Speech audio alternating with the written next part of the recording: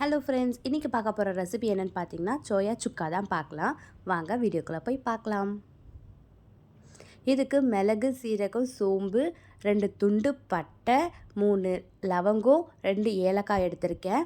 இது எல்லாமே எடுத்து நம்ம ட்ரை ரோஸ்ட் பண்ணிக்கணும். இப்போ பாருங்கள், இதில் பேனில் எண்ணெயே ஊற்றலை. எண்ணெய் ஊற்றாமல் நல்லா ட்ரை ரோஸ்ட் பண்ணி நல்லா கலர் சேஞ்ச் ஆகிற வரைக்கும் நம்ம ஃப்ரை பண்ணி எடுத்துக்கணும். இந்த அளவுக்கு கலர் சேஞ்ச் ஆகி வந்தால் போதும். இப்போ இதை நல்லா கொரப்பாக பவுட்ராக அரைச்சிக்கலாம்.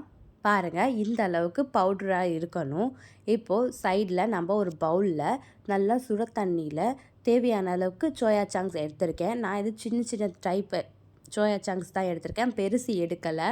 பெருசு எடுத்திங்கன்னா அவ்வளோ டேஸ்ட்டாக இருக்காது. இப்போது கடாயில் எண்ணெய் ஊற்றி இதில் கொஞ்சமாக சோம்பு, அப்புறமா ஒரு கைப்பிடி வெங்காயம், கொஞ்சமாக கருவேப்பிலை போட்டு நல்லா வதக்கிக்கிறேன்.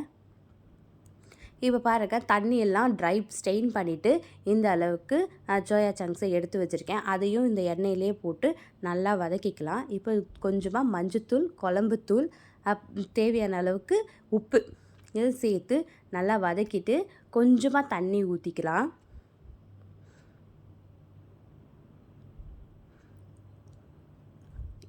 பாருங்கள், இந்த அளவுக்கு ட்ரையாக ஆனதுக்கப்புறமா நம்ம பவுட்ரு அடைச்சி வச்சுருக்கோம்ல, அந்த மசாலாவையும் இதில் ஆட் பண்ணிக்கலாம். ஆட் பண்ணிவிட்டு இந்த மாதிரி 2 வாட்டி பரட்டி விட்டிங்கன்னா இந்த மாதிரி சோயா சுக்கா ரெடி ஆகிடும். இது ரசம் சாதம், சாம்பாருக்குலாம் நல்லா டேஸ்ட்டாக இருக்கும். தேங்க்ஸ் ஃபார் வாட்சிங்.